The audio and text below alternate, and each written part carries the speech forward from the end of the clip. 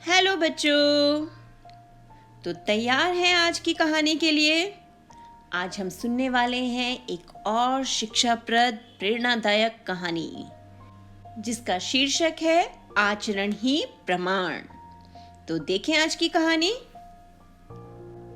स्वच्छता पखवाड़े के दौरान एक विद्यालय में स्लोगन प्रतियोगिता का आयोजन किया गया जिसका विषय था मेरा विद्यालय मैं ही संवारूं।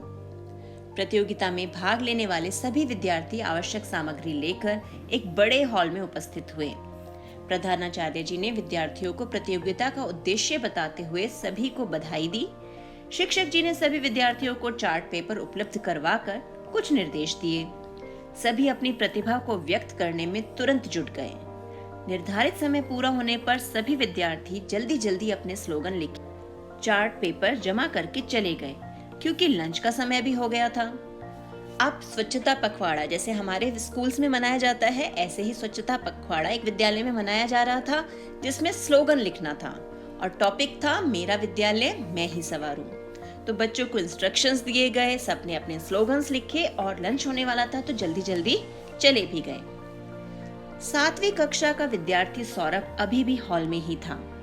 उसने देखा कि जब प्रतियोगिता प्रारंभ हुई थी तब हॉल बहुत साफ सुथरा था, लेकिन अब वहां पेंसिल के छिलके, रंगों के टुकड़े आदि बिखरे पड़े थे। शिक्षक जी की नजर सौरभ पर पड़ी तो उन्होंने देखा कि वह अपना चार्ट पेपर जमा करके हॉल में बिखरे कूड़े को इकट्ठा करके डस्टबिन में डाल रहा है। अब सब बच्चे तो चले गए, लेकिन सौरभ, उसे लगा कि जब हम प्रतियोगिता के लिए आए तब तो हॉल साफ सुथरा था, लेकिन प्रतियोगिता के बाद यहाँ पर जगह जगह टुकड़े फैले हुए हैं, पेंसिल के छिलके हैं। तो उसने अपना चार्ट पेपर जमा किया और खुद वहाँ पे जो बिखरा हुआ कूड़ा था उसे इकट्ठा करके डस्टबिन में डालना शुरू कर दिया। यह उन्हें करते हुए देखकर शिक्षक जी ने देख लिया। अगले दिन प्रार्थना सभा में सभी विद्यार्थियों को प्रतियोगिता के परिणाम का इंतजार था। तभी प्रधानाचार्य जी ने घोषणा की कि इस बार केवल एक पुरस्कार दिया जाएगा। इसके लिए निर्णायक मंडल ने सर्वसम्मति से चयन किया है सौरभ 7वीं बी। अब जब सौरभ का नाम पुकारा गया तो सब हैरान रह गए। यह क्या? सभी विद्यार्थी एक दूसरे की ओर देखने लगे। सौरभ का स्लोगन तो इतना अच्छा नहीं था कि उसे प्रथम पुरस्कार मिले। तभी प्रधानाचार्य जी ने पूरी घटना बताते हुए कहा कि बाकी विद्यार्थियों के विचार में तो स्वच्छता दिखाई दी, लेकिन आचरण में नहीं। सौरभ के आचरण में भी स्वच्छता दिखाई दी, इसलिए सौरभ को इस पुरस्कार के लिए चयनित किया गया है। यह सुनते ही पूरा विद्यालय प्रांगण तालियों से गूंज उठा, क्योंकि बाकी बच्चों ने क्या किया, सिर्फ अपने विचारों में बताया कि हम अपने स्कूल को ऐसे साफ रखेंगे, ऐसे साफ रखेंगे।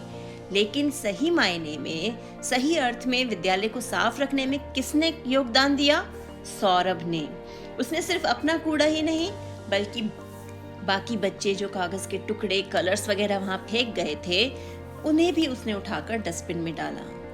तो यानी स्वच्छता जो थी सिर्फ विचार में नहीं थी, आचरण यानी व्यवहार में भी थी। इसीलिए सौरभ को पुरस्कार दिया गया।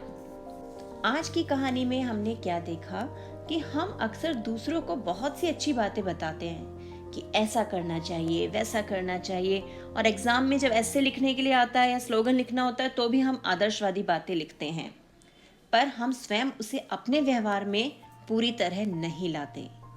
किताबों में लिखी बातें यदि हम जीवन में ना लाएं, उसे ना अपनाएं, तो उन्हें पढ़ने या याद करने से बेटा क्या फायदा।